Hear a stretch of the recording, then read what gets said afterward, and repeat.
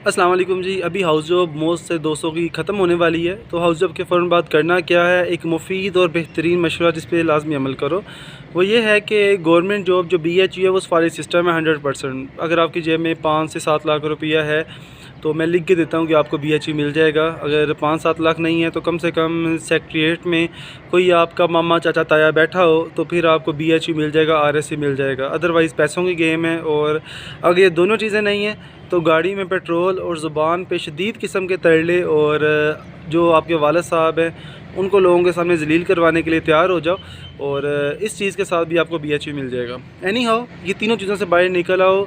जो पाकिस्तान में रह के फास्टेस्ट ग्रोथ अगर करनी है ना, तो वो जुआ कहते हैं ना, जुआ खेलना पड़ता है लाइफ के साथ। क्या करना है, जैसे ही आपका MBBS ख़त्म हो, सक्सेसफुल प्लान बताने लगा हूँ जो 100% कामयाब है। कुछ अर्सा मसला लाजमी होगा लेकिन उसके बाद कामयाबी लाजमी है। और वो कहते हैं ना, विद डिग्निटी आपके लोग कामयाबी मिलेगी, वो वाली। और उसमें ये आपने करना है कि सिंपल ट्रैक है। जैसे ही आपका MBBS ख़त्म हो, अभी मोस्टली जो प्राइवेट इंस्टीट्यूट हैं, लाइक जहाँ से आपने अपनी हाउस जॉब की है, प्राइवेट इंस्टीट्यूट हैं, वहाँ पे आप लोगों की हाउस जॉब ख़त्म होने में जो लेटेस्ट बैच है 2 महीने पड़े हुए हैं। आपने क्या करना है, अभी जाके अपनी जो CV हैं वो ड्रॉप कर देनी है जाके प्राइवेट इंस्टीट्यूट में डिमॉन्स्ट्रेटर के लिए। अभी क्या होगा कि अगर 3 सीटें हैं ना, तो हो सकता है कि जो एप्लीकेंट हैं वो 2 हों। ऐसा मेरे साथ भी हुआ था कि सीटें ज़्यादा थी, बंदे कम थे। लेकिन जैसे ही हाउस जॉब ख़त्म हुई थी तो आप कह लो सीटें जस्ट 7-8 थी और जो एप्लीकेंट थे वो तकरीबन 150 के पास थे एक प्राइवेट इंस्टीट्यूट में। तो अभी सबसे बेहतरीन जो गर्ल्स हैं वो जो डिमॉन्स्ट्रेशन करना चाह रही हैं वो ये सीट जाके अवेल कर सकती हैं। अब दूसरे लोग जिन्होंने क्लिनिकल साइड पे आना है वो क्या करें, टाइम वेस्ट किए बगैर जैसे ही आपकी हाउस जॉब ख़त्म हो, आपकी जो हाउस जॉब है तकरीबन वो 15 जून के करीब ख़त्म होती है और जो इंडक्शन है वो 1 जुलाई को स्टार्ट होती है। चुप करके अपने करीबी जो प्राइवेट इंस्टीट्यूट है वहाँ पे जाके जो 1 जुलाई को इंडक्शन हो रही है MCPS की, वो पकड़ लो। उससे क्या होगा, और साथ में MCPS की इंडक्शन पकड़ लो, पार्ट 1 की तैयारी स्टार्ट कर दो। जब आप MCPS की इंडक्शन स्टार्ट कर दोगे, आप अपने आप को मेडिकल ऑफिसर से हट के PGR करना स्टार्ट कर दोगे। अस्पताल जैसा मर्ज़ी हो, वहाँ की ट्रेनिंग जैसी मर्ज़ी हो, लेकिन आपको लर्निंग डेफिनेटली होती है। और एक जो PGR है एक मेडिकल ऑफिसर से बेहतर होता है। मैं किसी को आप कह लो कि ये नहीं कि किसी के अगेंस्ट बात कर रहा हूँ, लेकिन एक बंदा है जिसने डेली जाके एक वार्ड में काम करना है, सपोज करो पीड्स वार्ड में काम करना है, और एक बंदा जिसने डेली जाके ऐसी जगह बैठना है जहाँ लर्निंग कुछ नहीं है, जो उसने पहले हाउस में सीखा बस वही है।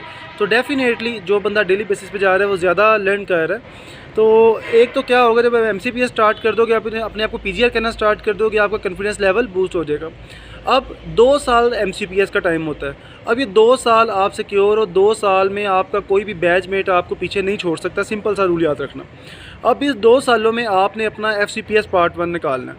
अगर तो आपका FCPS जो पार्ट 1 है वो बहुत जल्दी निकल आता है, लाइक मतलब कि 3 महीने MCPS की ट्रेनिंग की है, 6 महीने MCPS की ट्रेनिंग की है, 9 महीने की है, आपका पार्ट 1 निकल आता है, तो आप अपने जो MCPS है उसको बंद करवाओ, FCPS स्टार्ट करवा दो।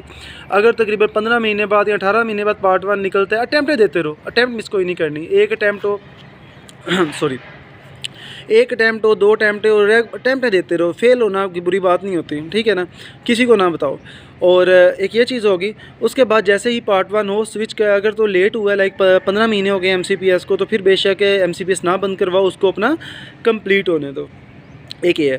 दूसरे नंबर पे ये तो पाकिस्तान में रहने के लिए ट्रैक हो गया, बड़ा सक्सेसफुल ट्रैक है। इससे आपका जब MCPS कर रहे होगे ना, तो किसी भी अस्पताल में आपको जॉब ढूंढना बहुत इजी होगी। लाइक आप मेडिकल ऑफिसर हो ना, तो आप जाते हो अपनी CV ड्रॉप करते हो, तो कोई बंदा आपको सीरियस नहीं लेता। डेफिनेटली जब MCPS कर लोगे, पाकिस्तान है यहाँ, तो FCPS कंप्लीट होने के बाद पार्ट 2 के बाद इस फारिश चलती है बाज़ का।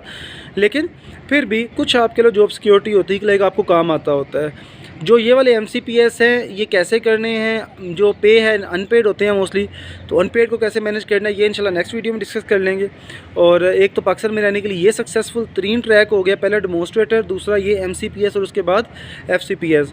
और तीसरे नंबर पे ये है कि अगर आप बाहर जाना चाह रहे हो तो OET और जो प्लैब 1 प्लैब 2 है वो देने की तैयारी कर लो। लेकिन बात याद रखना कि उसमें तकरीबन आपको 2 से 2.5 साल का टाइम लगेगा वे प्लैब 1 प्लैब 2 करने में।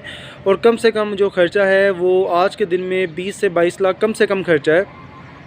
तो एक ये चीज़ भी, हाँ, उसके बाद पे अच्छी मिलना स्टार्ट हो जाती है। और अगर आप USMLE वाले हो तो अभी थोड़े से आप लेट हो, क्योंकि आपको चाहिए था कि MLE जिसने करनी है वो 3rd ईयर से स्टार्ट कर देता या 4th ईयर से स्टार्ट कर देता।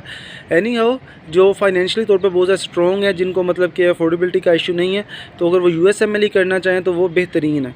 तो उसका कोई मुकाबला नहीं है दुनिया में। तो ये तरीक़ाकार है। अब मैं फ़ोकस करूँगा जो मेरा ट्रैक रहा था MCPS और FCPS वाला, कि उसकी जो पे नहीं मिल रही तो उसको और किस तरह मैनेज करना है, तो वो इंशाल्लाह मैं आपके साथ डिस्कस कर लूँगा।